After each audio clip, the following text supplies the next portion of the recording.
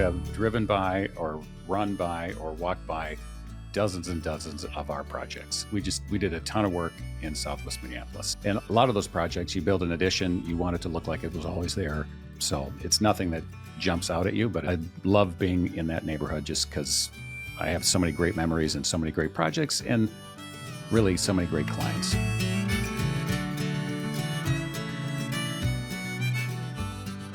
Today on the Curious Builder podcast, we had Ali Awad on from Awad Architects, and it was a great, very just thoughtful, really a meaningful discussion from Ali's been in the business for multiple decades and just kind of getting the sense of where he's traveled in his career and where he wants to go with it. I think you're going to love this episode. Without further ado, here's Ali.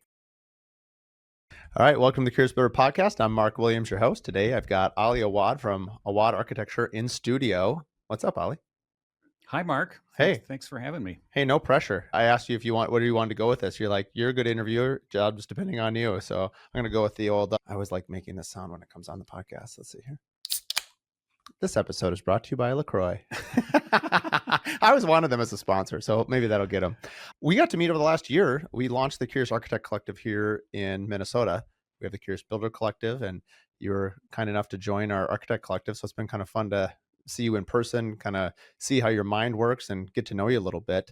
Let's go through your history a little bit of where you started and kind of where you're at today. I think the thing that was the most interesting to me is there's so few architects.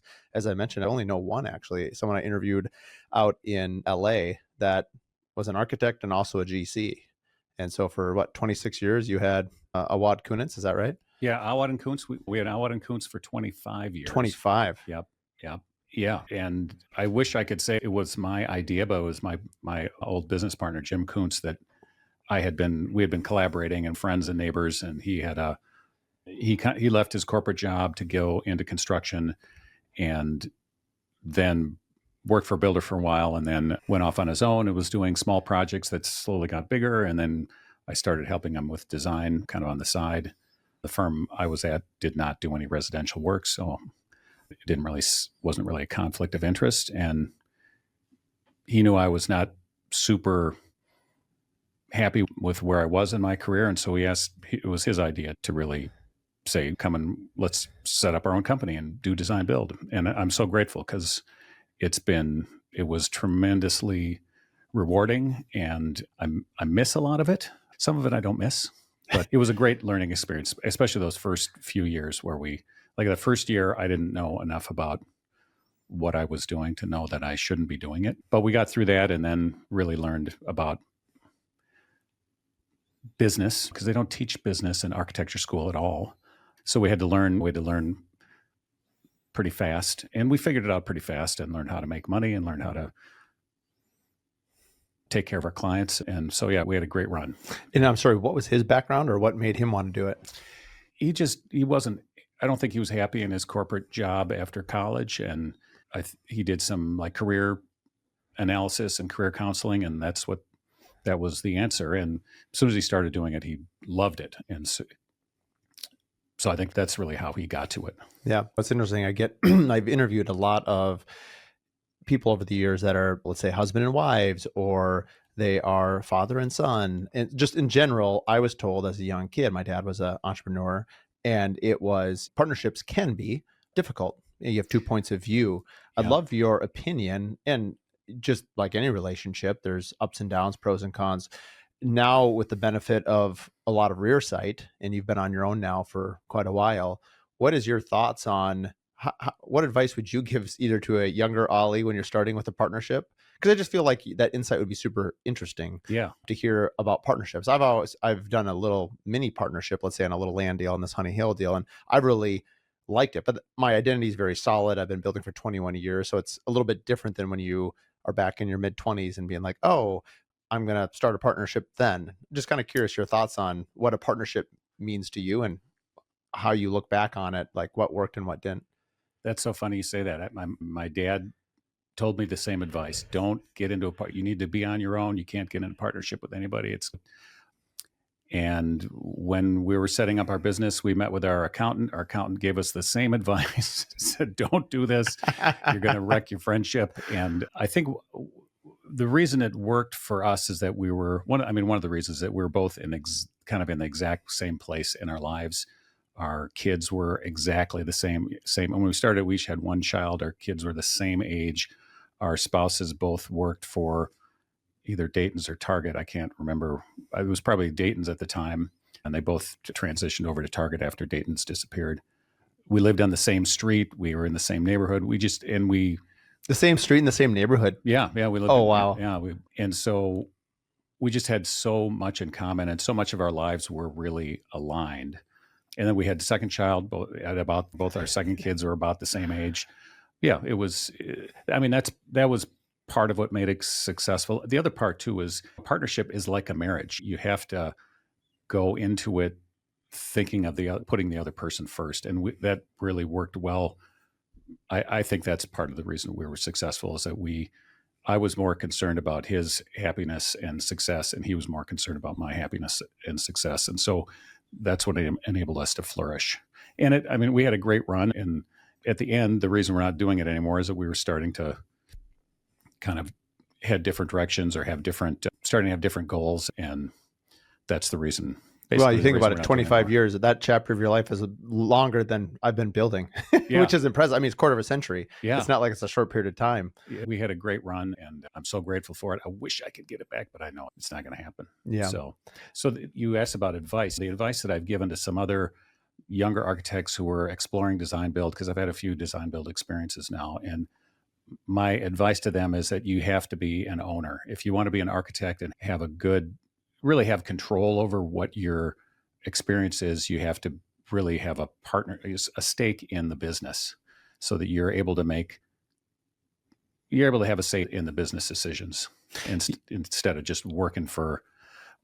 No offense, Mark. Yep. Working for the builder. Yeah. No offense taken. It's funny you say that. It's only the words that you just said that just click for me. Whenever you see it advertised, it's always like Bob's design build, Mark's design build. It's always design build. But at least anecdotally, the people that I've interviewed, it's almost always a builder that hires architecture in-house, but they don't say build design. And I get why. The normal sequence, of course, you have to design before you build. If not, you really need this podcast bad because you're doing things backwards, which I'm sure a lot of people have done. But what you just said is such sage advice, because if you have a builder, and no knock on builders that want design, if anything, they're getting harmed for having good taste. It's just that I think what you're trying to say, and I'd love you to verify this, is that by being design build, if both are owners, then it's not one person sort of saying the buck stops with me and it's, let's say, the builder. It's both people have an equal say. Is that what you're trying to get across? Yeah, actually that is. Yeah. That's what made it successful for us, is that we were equal partners and we had equal say, and we could kind of push and pull to get, and really, we really tried to stay focused on what's going to be the best experience for the homeowner and what's going to be the best end result. And so we got to redo the tile, and it's going to cost us $3,000. You know what? We got to redo the tile because that's what's going to be right. It's that sort of a decision that we're able to make. The one thing that's sort of exciting to me about a partnership, and correct me if I'm wrong, is that I think when the good is good, it's probably really good, like a team. And I think I did mostly solo sports. I played tennis, I ran, and I swam. Those are individual things, part of a team. But like the high of a team, if you're, like, say, a basketball team, you win together, you lose together. But the high, I imagine, on a team is higher than alone, because you're sharing it with more people. Probably no different than like a family. Like your family memories with multiple people are elevated versus if it's just it's more of an observation. It's not a judgment about one way being better or not. It's more, am I wrong in that? Like when you and your partner had business successes, like the elation or like the joy was higher because you were sharing it with someone. Is that applicable or not? Totally. Yeah. You're spot on. And I mean, we could really, it's synergy. The two of us together could do more than two people could do alone.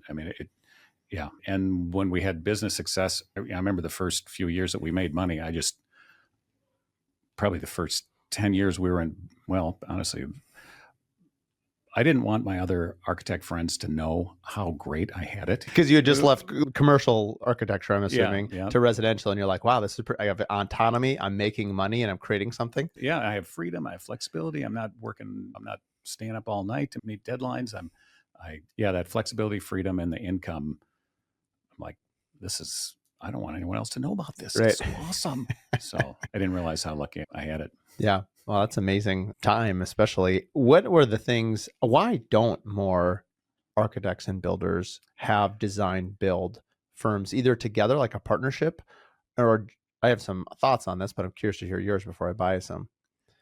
The architects and builders think differently. It is two very different ways of looking at a problem, and they're both problem solvers.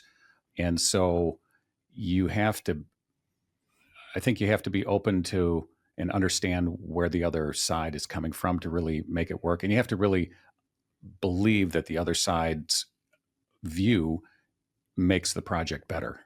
And I think there's a lot of that missing on both sides. There's just a lot of that missing on both sides. I was just thinking, tell me if this hits. I was just thinking about the stereotypes that I hear in the field from, let's say, framer. I mean, I'm more familiar with the builder stereotypes about architects, but I'd love to hear some of the architect biases. And so here's my premise is that a builder is like, I want to get this done. I need an answer. This can't be done. Hey, it's art. I deal in the real world. Let's go. And from the architect, I got to believe it's like all they want to do is rush. They're not thoughtful. They're not taking time to think about the end result of their decision. And like those two lead to such a clash of, and here's the funny thing, both parties are right. Yeah. But also both parties are wrong. So it's so funny how the bias can flip both sides, because what I appreciate as someone who's very short, I'm not short tempered, not short fused, short attention span. I mean, case in point, if you need to remember what I literally couldn't figure it out because I was so short attention span. But like I know, at least I'm self-aware enough to know that about myself. I've partnered, like I have one of my architectural designers right now on a project we're working on. I picked them deliberately. It's frustrating. Sometimes it can be very slow, and I know I'm really fast, but I know that the project at the end will benefit from their thoughtfulness, Right. and I'm totally committed to the person and the judgment and who they are and what their craft is. And so it's like, but I'm also know that like me just rushing is not going to get the greatest result. And yet if we never did anything, then nothing results either. And so I think you do need the yin yang. Anyway, that's my, how much of that seems accurate to you based on your experience? You're absolutely right. And that's a testament to you to really realize that. So for years, I was involved at the Builders Association and at the AIA and at NARI. And I'd go to the builder meetings, and all the builders would tell me, architect horrors, architect did this. They'd feel the need to kind of tell me all their bad architect experiences. I go to the AIA meetings and meet with other architects. Totally the opposite. You design build. Well, I had a builder that. You were a therapy puppy. Yeah. Both parties just wanted therapy with you, Ali. It got kind of old after a while. But I also realized, okay, there's this huge void between the two, and that whole void is where I get to live and work and practice. And I was totally happy with that. Yeah. Because we just focus on the project and the client and the end result and I think that helped us to be successful.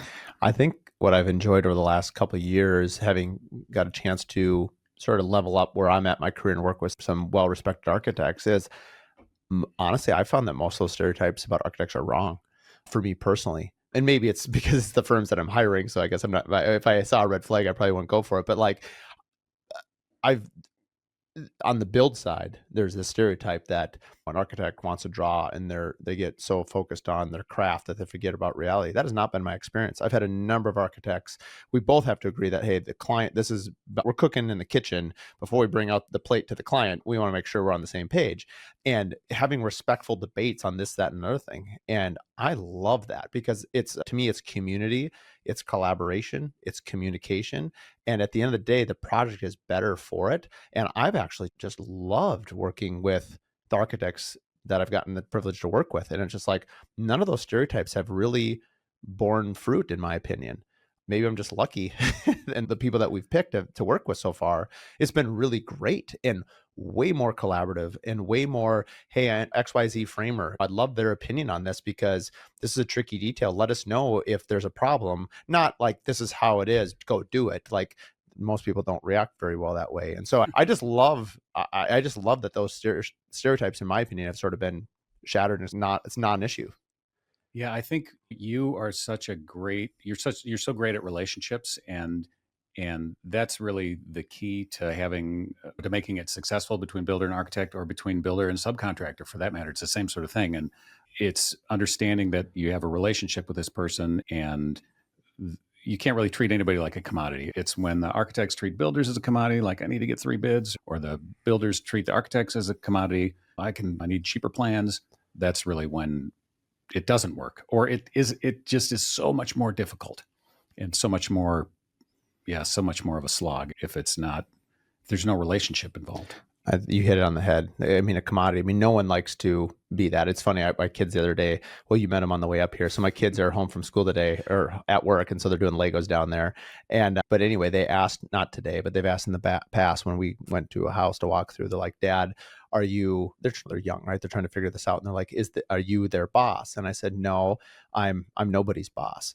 I said, they're my business partners. They're my partners. They're the people I work with. I just don't like the boss, but you're going to love this. They go, well, Dad, is Mom your boss?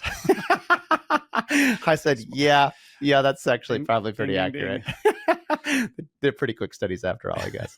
But to your point about, I think so much of it is life lessons I've learned for watching my parents build and design, right? And how they treated people. Yeah. And right now we're doing this thing. I'm actually really excited. I wish I would have thought of this idea years earlier. Right now I'm taking videos of everyone that's working on a house and having them sign, like the framers have to sign the 2x4s. My HVAC guys have to sign the ductwork and the plumbers have to sign the plumbing. And the idea is that someday if this was ever opened, they'd see their name and they'd see their timestamp and the date on it. And the idea, like, it takes a village to raise, quote, this house. And I might be the face of the company, but I can't build it without all these people. And I wish I would have thought of it earlier in the project, because I would rather tell you in the beginning you have to sign it, because if you know you're going to put your name on it, there's just going to be a little bit more care, just a little bit more thoughtfulness. And not that we don't already, but you're putting your name on this. Well, we don't often read contracts. At least the bank sent me some today. I'm like, scroll 800 times to like, who knows what I'm signing away. But it's like, the point of it, like, it does add a bit of gravitas when you have to sign something. You're like, wait a minute, do I want my name on this? Anyway. Yeah, that's great. Yeah, to get your tradespeople to take ownership of what they're doing. Yeah, it's kind of a goal. Speaking of trades, what have you seen over the last 30 years? I mean, you've got a 3-decade plus career. There's this narrative that as so many people are departing the industry, what is your feeling? What is your vibe? I mean, you're still feeling the pulse of the industry. What are you sort of seeing in terms of, and what have you seen over the last several decades in terms of, I guess, just perspective on the industry? Wow. It's a big question. It is. Sorry. That's a huge question. Yeah. What I remember is that all the tradespeople used to be so much older than me, and I could look to them go out on the job site and try to gain wisdom from them about what can we do better? I was always looking for feedback on my plans and how can I provide how can I make this easier for you so that you understand that what you're doing? And now all the tradespeople are younger than me. So I mean, I think one positive is that the people that are in the trades now are intentionally, there is a push towards promoting the trades, and a lot of the people that are going, a lot of the kids that are going into it now seem to be pretty intentional about it. And it actually can be honestly, a great living for somebody who doesn't want to sit behind a desk all day. Mm-hmm. So I don't know if that answers your question.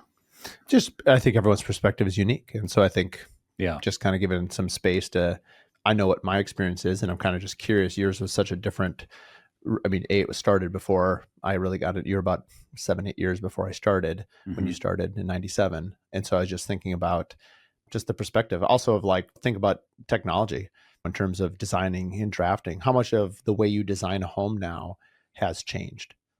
Oh, quite a bit. Yeah. It's almost all on the computer. I mean, I still kind of sketch and scribble and diagram, but I'm not doing any hand drafting anymore. And that probably changed about 10 years ago. But before that, I kind of hung onto my pencil and was drawing by hand. And part of my argument, or part of the reason I hung onto it for so long, is that I'm drawing houses, so they're not that huge. It's not that if I made a mistake or had to redraw something, it wasn't like a giant piece of paper that I had to fill again. And the other part of it is much of what we did was old house renovation, and all those old houses were designed and drafted by hand. And so to design a renovation, or we built a lot of additions, it felt right to kind of continue that hand drawing sort of style. At least felt right to me. But now it's all 3D and on the computer, and which I enjoy too. Mm-hmm. It's interesting. I think I find that and I don't know enough about your architecture because I haven't walked through it, but I base most of my decisions on people, and people have a chemistry, a warmth, authenticity about them. And I think I told you this the first time I ever met you or shook your hand. Like, you exude a ton of kind of quiet charisma, but there's also a sense of humor about you because like your eyes sort of like twinkle. And it's interesting to me because like as I've worked with other architects, like their personality shows up in their work, which you would expect, right? I don't think that's an obvious statement, but it's more of one that I just sort of enjoy. And I told you before, at some point I'd love to work with you, and I'm excited to see like how your personality comes into a home design, because I think it's true of honestly of everyone: builders, tile setters, cabinet people. How they always say like couples eventually, if you've been married long enough, start looking like each other, and they say the same thing about dogs. I've never thought about this till right this second. I wonder how long before people sort of look like the object that they you look like an architect. Like you would, if someone was to like have a guess, they'd be like, he's an architect, professor, maybe whatever. But like I was thinking about my cabinet guy. Like, is he gonna start looking like a cabinet? Like, I don't know how far to go with this, but I love seeing people's passion and enthusiasm for what they do sort of show up in their work. Yeah. I guess is the underlying of what I'm trying to say.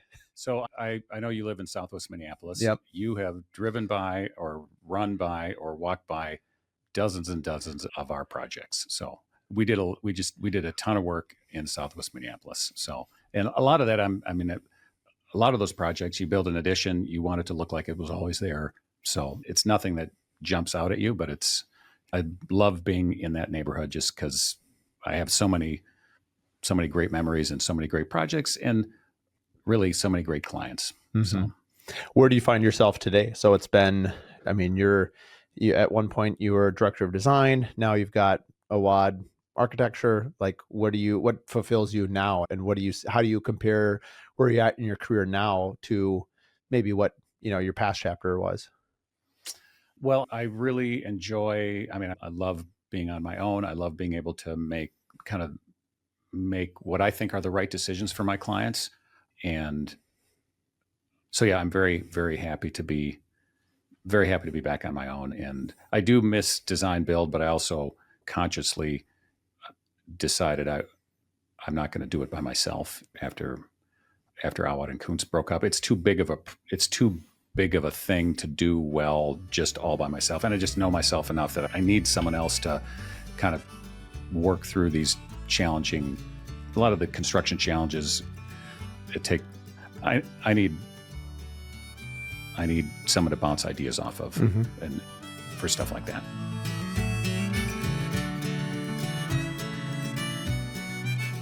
When it comes to quality, craftsmanship, and performance, Pella sets the standard.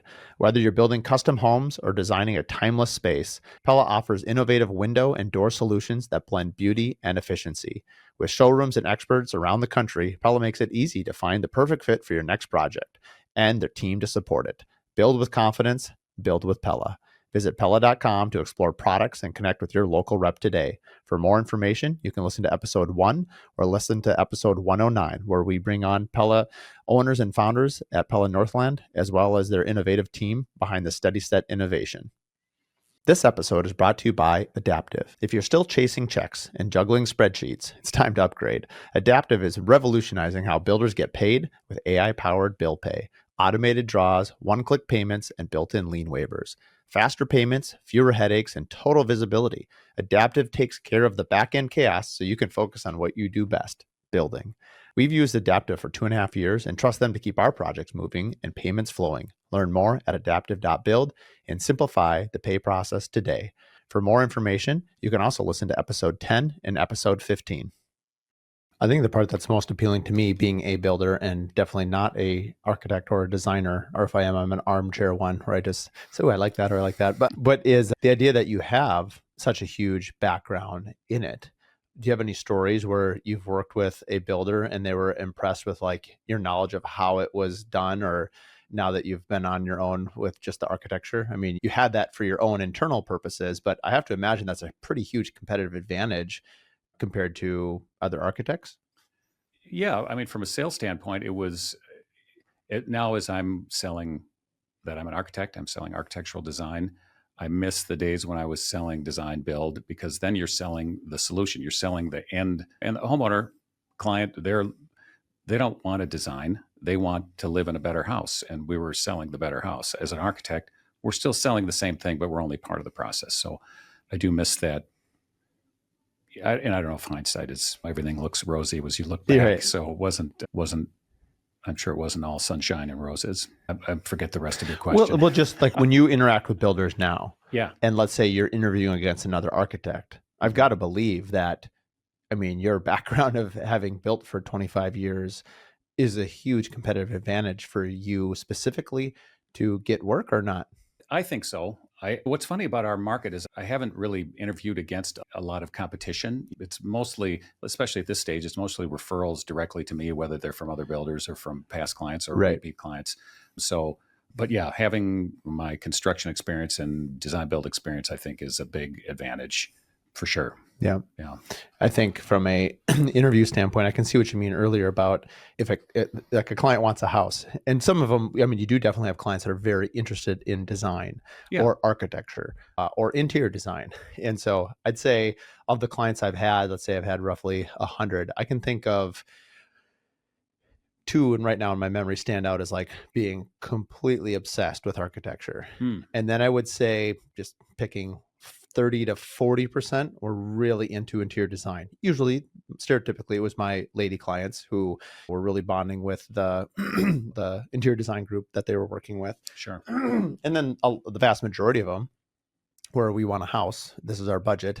Yeah. And we want to, and I think to your earlier point, that people want the end goal, and it's up to us to obviously make sure they enjoy the ride and give them different offerings. And I think part of it too is I'm in a totally different place professionally than I was 15 years ago, even 10 years ago, in terms of sophistication of what we're doing. So I think as you build higher end homes, both architecturally and dollar wise, I feel like the stakes and the interest also go up. I think now my clients are way more interested in architecture, but I can't tell if it's the price point or if it's just the homes that are building that are more architecturally significant, sort of like cause those clients who are already interested in that to sort of come towards you. Does that make sense?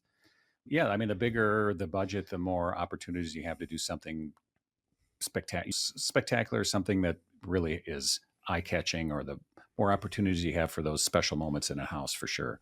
Yeah. When you're interviewing clients, what is a way? Because it's always, I had one, Melissa Olent, who's in the design collective. She does this thing, little moments of delight. I love her turn of phrase. Oh yeah, that's great. I think it's a good one. I just thought of it because I was thinking about when you're interviewing clients, everyone loves to sort of surprise or be like, I love it when an architect will pull out of their back pocket after they've reviewed, like, by the way, there's one more design I've just been, and you're like, wait a minute, you've been sitting on that ace of spades for a while. I know you've had that up your sleeve.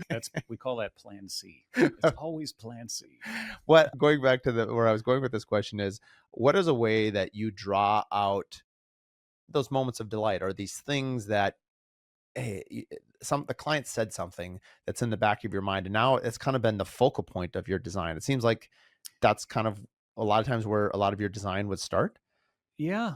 I mean, it really comes out of the conversation with the client, and it takes a client who's willing to be open to share these things so that we can draw them out and try to realize whatever it is, whatever the aspect of a house or detail or the way they want to look out the kitchen window, or there's so many different ways that can come out from people. For a lot of clients, it's an inspirational image. They have a picture like, I love this. Okay, well, that's a picture's worth a million words to me, then, because we can recreate or create something that evokes their image. So yeah, but it's tough if a client is guarded. That makes it really tough to really customize the experience for them. Have you found any success in drawing them out, or how have you sort of navigated that? Yeah, well, it really varies by client. You really have to kind of understand them. So I'm thinking of a client. This is years ago, probably 20 years ago. Client, Southwest Minneapolis, nice house, really nice street. The project was a kitchen expansion, addition for their kitchen, and they had a unique way of communicating with each other. I think they both wanted the same thing, but had a hard time talking about it. And so, what I remember from the design meetings with this client was there was just long moments of silence. I learned to just keep my mouth shut. We put something out there, and it might take 3 or 4 minutes of silence before we get a response. I mean, it was like, oof. It was And at first, I put it out there 5 or 10 seconds, then I'd start blabbing. And after a while, I realized I'm just going to put it out there and wait. And at the end, I mean, the project was very successful. They were very happy. I mean, everything went great, but I was so, I don't know, I guess I was just glad that I realized this about them and let the process flow. That's one thing about design, is that it has to move. And this is where you can kind of get in trouble in design build, especially if it's a build driven design build company, is that the design process really flows at the client's rate. They're the ones who set the pace. And we can try to hurry it along. We can be responsive, but at the end of the day, it's the client that sets the pace for how the design is going to go. That's so interesting you say that. We had probably too soon. I was just thinking about, well, first of all, if I had to be quiet for 5 to 10 minutes, I'd either be sleeping or fired. I don't know if there's a middle ground for me, but it's funny. That's good advice. I've mentioned it before, but Jason DeRusha, Oh, yeah. I took him out for coffee a couple of years ago, maybe a year into having the podcast. And I just asked him, like, hey, I'm not trained as an interviewer, other than I just had a lot of conversations in my life. I said, any tips or tricks or thoughts and his advice was along yours. He says, don't be afraid to sit a little bit longer in uncomfortable silence. And it's really hard for me personally to do that, but it was really good advice. And while I'm not great, I am definitely better than what I was a couple of years ago. Anyway, where I'm going with this is the client setting the pace. We recently were let go from a project where we let the client set the pace, actually. Oh, And they were unhappy with the pace that they set. okay. And so it's kind of a bit of a double standard. And that was super interesting because I think it's a complicated process. You have design, you have build, you have a lot of money, you have a lot of things going on. Yeah. And so one of the things, of course, like anyone would like to try to do is bring some order out of this chaos. And so like for us, I found a lot of value in bi-weekly meetings. We meet every 2 weeks. And I started that maybe, I don't even know when we started that, 3-4 years ago. It doesn't matter. It's how we do it. Yeah. And I think most people will tell you, as soon as you change your process for somebody else, things start getting missed or things changed. And so where I'm going with this pace thing is this client said, hey, we're going to a very busy time. We have a lot going on, moving out of our house and some other things. And they said, could you give us some space? I said, sure. I mean, we were excited to start. We kind of, it was perfect timing. Like, let's go. They said, give us 2-3 weeks. So I gave them 2-3 weeks, checked in with them. And that next call, they let us go. And I said, I'm really surprised. I said, what is the reason? And they said, well, lack of communication. And I said, wow, I said, I'm bad at a lot of things, but I'd like to think that communication is actually one of the things I'm best at. And I said, do you recall that you said you wanted space? And it didn't even register. Like, they didn't actually even answer the question, but they said, Yeah. we're just not a good fit. And that may have been, it's not really, it's more of just, I let the client set the pace. Yeah. And that was a detriment for me. I'm not saying you're wrong, but for me, when you said that's the first thing that came to mind was whenever I've let the client set the pace, it's somehow come back to bite me a little bit because they were looking for a guided experience. Now, that being said, I can't go at breakneck speed because they can't handle it. Right. And so finding that rhythm and tempo for the client, sure, they do have an impact on it, of course. Right. But right. I did learn, hopefully I don't learn that again, because I feel like I've learned this lesson a few times now. I sort of gave them all the reins to it, and then they didn't like reins is the wrong analogy. I gave them keys to the car. They drove the car in a way that they didn't like, and then that's my car. Here's your keys back. We're not interested in driving anymore. Yeah. Anyway, I think from my experience, it was probably more letting them set the pace of the conversation rather than the timing of the construction. That makes sense. So yeah, you can't, well, but even still, some people can't make a decision, and then you do have to, fish or cut bait at some point, or so. It's hard. I mean, do you think, I guess I'm just thinking out loud, as we often do, is how we have a good experience with our client, obviously checking in regular. Yeah. But a lot of it too is setting milestones so that they meet them, but not making them so aggressive that they feel rushed. Yeah. It's a tricky nuance. It sure is. Because if you go too rapid, they feel sort of stressed. And if you stress them out too early in the process, they're sort of fatigued before you ever start the build. Right. But if you and I don't get decisions, that's a tricky thing. Is it just a people reading thing? How have you navigated that over your career in terms of, hey, because some people are great at making decisions. Yes. Some people they'll say, well, we hired you. We want you to make the decision. Great. If you actually believe that. Right. Meaning like I'm happy to make those decisions and the team is too, but you also have to give us actually the best projects I've ever had are when projects believe what they also say, where they'll say, I trust you, Ollie, to make the decisions, review them with me, but continue on, because they're empowering you to kind of proceed.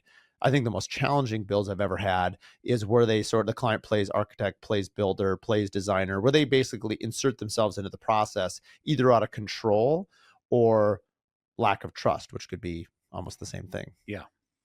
That's bad. That's I agree.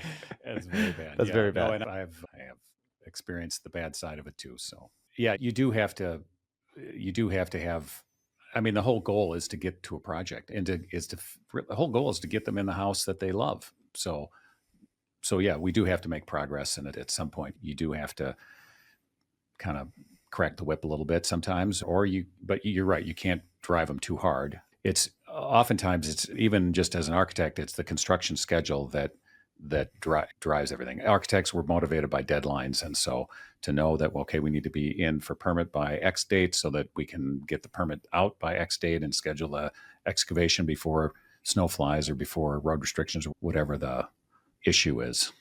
So for someone who's never worked in a kitchen, meaning myself, I often think in terms of those analogies. So I'm thinking about the client who's here for a nice dinner, a house, if you will, and you're the cook, I'm the server, but you also have the front of the maitre d'. And I think there's a lot of value in how we're talking. And where I'm going with this terrible analogy is like I'll often call the interior designer because I feel like, and maybe this is my own bias, I just feel most of my designers are women.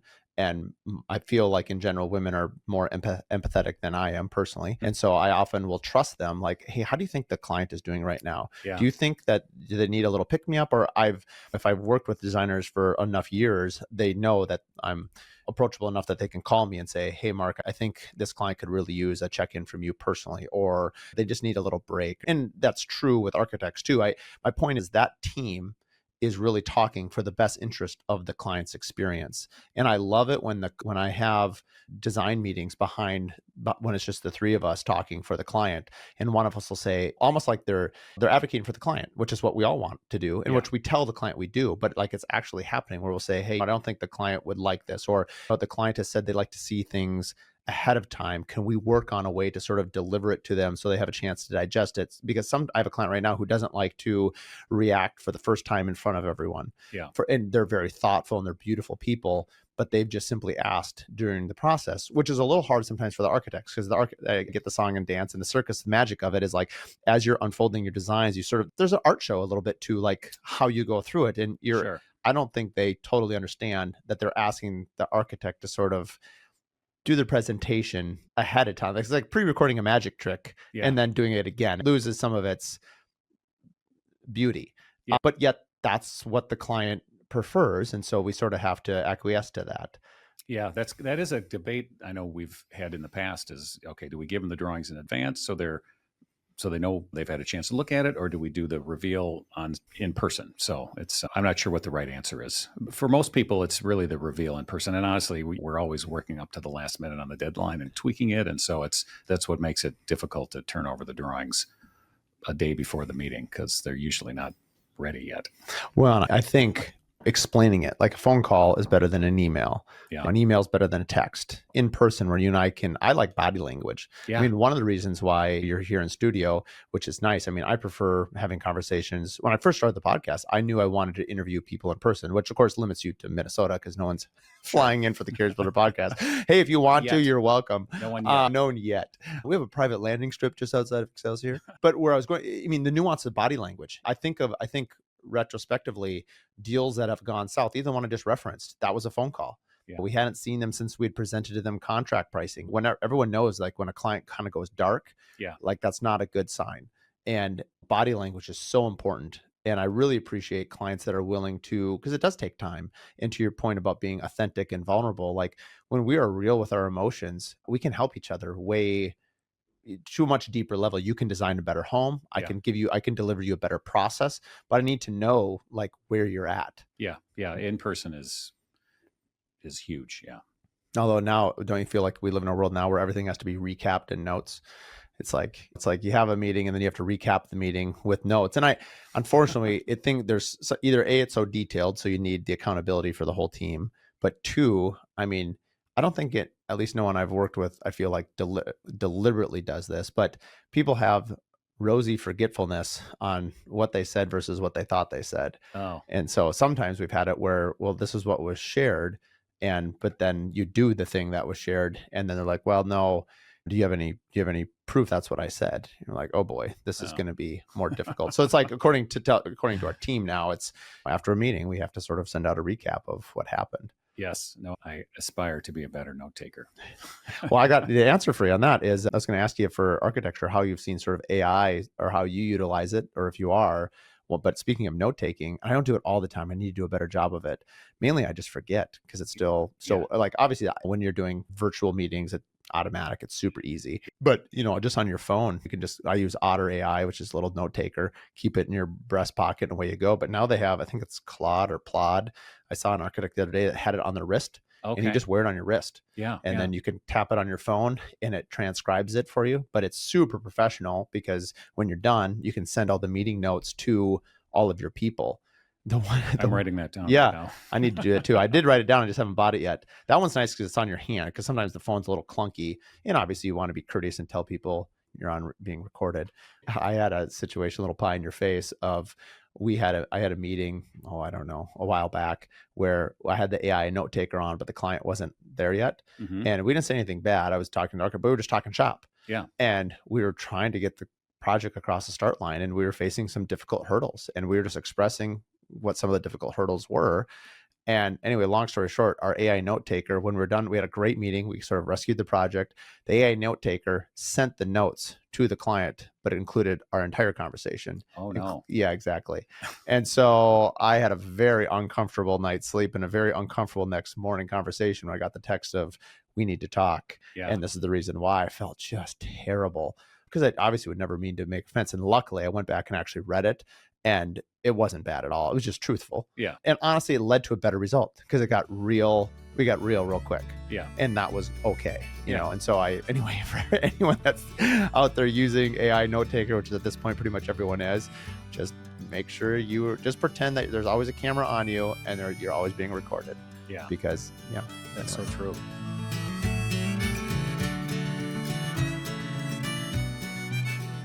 If you've been listening to the podcast for a while now, or even if this is your first episode, I talk about the Contractor Coalition Summit all of the time. Our next one is happening November 7th through November 10th in Chicago. And all the details can be found at the contractorcoalitionsummit.com. You've got Brad Levitt, Nick Schiffer, Tyler Grace, Morgan Molitor, and myself will all be there. We've got great content over 3 days. You've got builders from all over the country. Try to get it to about that 30 people number.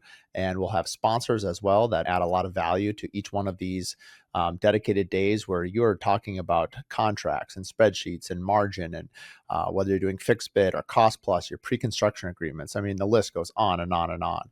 If you haven't been following it yet, you should. The Contractor Coalition Summit Instagram page is giving you a steady diet of the conversations that are being had, a lot of promo reels, a lot of the interviews that I've done personally at Omaha, which was my first Contractor Coalition where I'm part of the leadership. I interviewed all 36 people that attended, and we're going to be unveiling each one of their interviews over the next couple of months. So people that were not able to attend and would like to can kind of get a better idea of the value that builders are getting.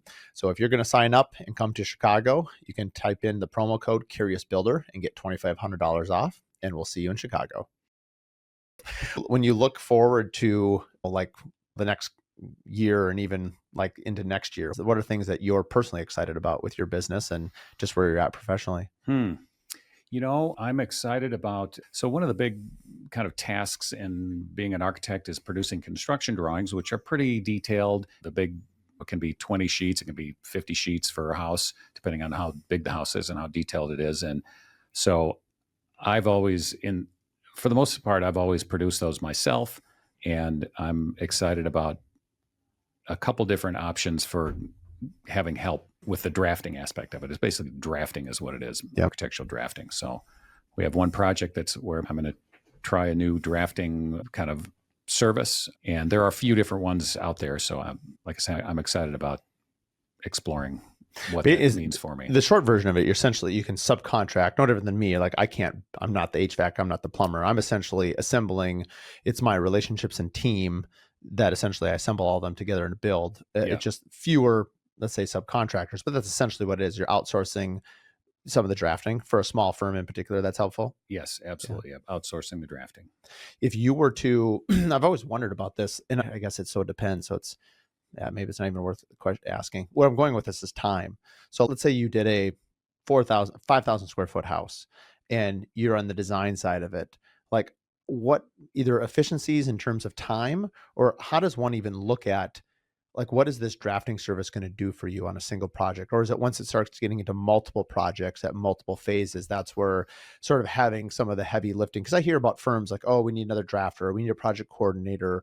Or I know a lot of firms that are obviously outsourcing a lot of the SketchUp or the modeling or whatever it might be, because they're like, well, hey, we can deliver this to a third party and we can give them the parameters and they can really boost this up. Yeah. Yeah. There's a lot of options for rendering your SketchUp models.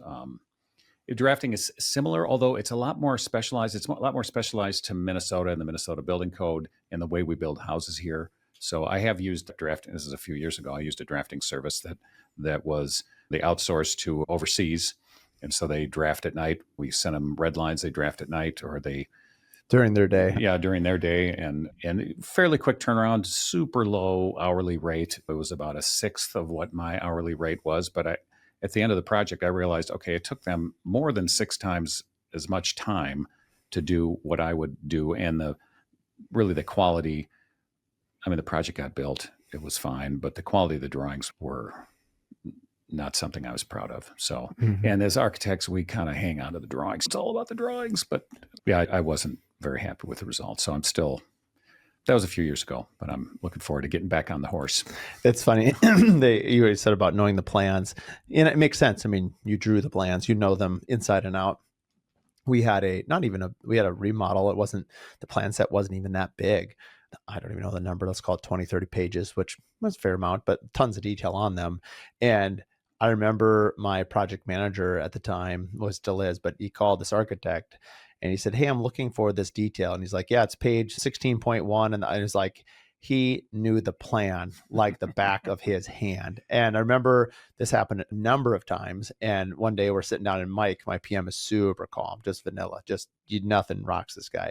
And he just looks at me. He's like, so-and-so really knows their plans, and which is great. I mean, it's super cool. And I love that. And so his comment to our team was, hey, anytime you have a question, like, I don't expect you to know. I mean, yes, I expect you to read them. I expect you to know them, but like, I really know them. And I can tell you obviously why I did it that way. And I mean, they're the originator. And so I have a great amount of respect for that level of knowledge. I think the hard part sometimes is if you demonstrate that level of knowledge, let's say the subcontractors, we expect the subs to read the plans, but are we as builders, are we reading the plans?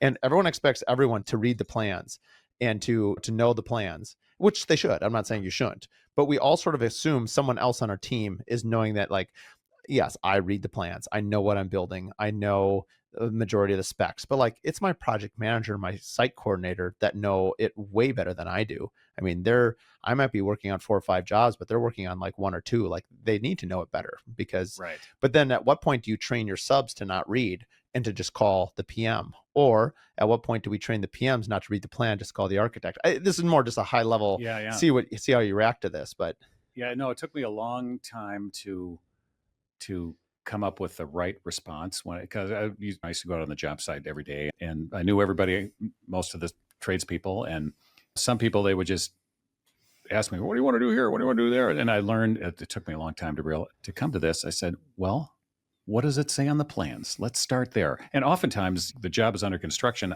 It was 6 months ago that I did the plans. And then since then I've done 8 different projects. And so at that point, I maybe wasn't as versed in the details of the plans as just because it had been so much time. So how often did they react? What were some of the reactions? That usually was reserved for somebody who, like, every time, there's some people who, I don't know if they're just trying to needle me or what, but every time, like, what do you want to do here? What do you think? What do you think about this? What's it saying? What's it say on the plans? Right. So oftentimes the answer was there on the plans, and helped me to remember to look at them and remember what kind of the goal was. Mm-hmm. So, again, it's just, I was remarking again, I haven't done a spec home in 16 years. We're doing one right now, the Mizuhu's project. And I can't wait to see it. I'm really excited. I haven't been this excited about building a house since maybe my first house. Like I feel like a new little kid in a candy store with a new Lego set, maybe. Okay. But have you sold it yet? No. Okay. Would you like to buy it? Is it for sale or is that? It is. Okay. It's available. Available. Okay. Yeah. Yeah. Okay. Yeah. I didn't know what point you're going to entertain that, but that's probably a whole different podcast. It's a whole other podcast. Yeah, no, I think the plan right now is to wait till it's all done. You would know this better than most, is like, there's so many little details. Like I've brought some people through and they just can't see it. Yeah. And so the advice I got, and I think it was really good advice, is their comment is to clients, not people in the industry. Like, well, I'm going to bring most of the collective through at some point, I would imagine. Yeah. But their comment is don't show it to anybody until it's 100% done, till the leaves are blowing, the candles are scented, everything is stylized, and it's 100% done. Because their comment is you've got one shot to sort of impress people with what the end is. And I just love telling everyone about it. It's like, I guess if I'm related to having a kid, it's like we're on month 2 and still got 7 months till the baby's born here, and I'm talking about the name and everything else. But yeah, I guess you're just excited about it, so your passion's in it. But where I was going with this is I forgot just how many decisions are needed to be made in a house, because I am essentially the client. I'm the builder, right? It's my job to say, yes, that's what we're going to do. And even though I've empowered the talented design team, I told them jokingly that they have a 5-to-1 veto ratio over me. Because I hired them. I said, if the architect and I do this together, it's going to be too masculine and too sterile. And my women clients they don't want this house. Right. They want it to be cozy and charming and traditional. So I partnered with OHO on this. And I told Melissa Oland, I said, you have 5-to-1 veto powers. And one time we were in a decision. She's like, what do you think here? And she looks at me and she goes, don't make me use my power. And she's so sweet. And she's very talented. But my point is, like, I forgot, even though I do this every day for other clients, how many decisions need to be made. Now, I'm way too deep on this thing for sure, one, because it's like my kid, right? I'm just way too into the details. But it reminded me, I think every builder who, if you don't do spec homes, you should do one every once in a while, only to remind yourself of how many decisions we're asking the client to make. Yeah. And it's not their job to make them. Right. To some degree. It's a lot. Oh, yeah. Yeah. Either a spec home or build a house for yourself. That would be the other. Yeah, either one. You're kind of doomed either way. Yeah. Yeah, probably for yourself. I feel like you're right. Building it for yourself is probably more akin to what I'm doing right now. Yeah. I jokingly always say that I can't afford my own work. So it's like, if I ever have a client who sort of complain about the price of something, I'm like, don't feel bad. I can't afford my work either. You got to be careful with that one, because you got to read the room. There you go.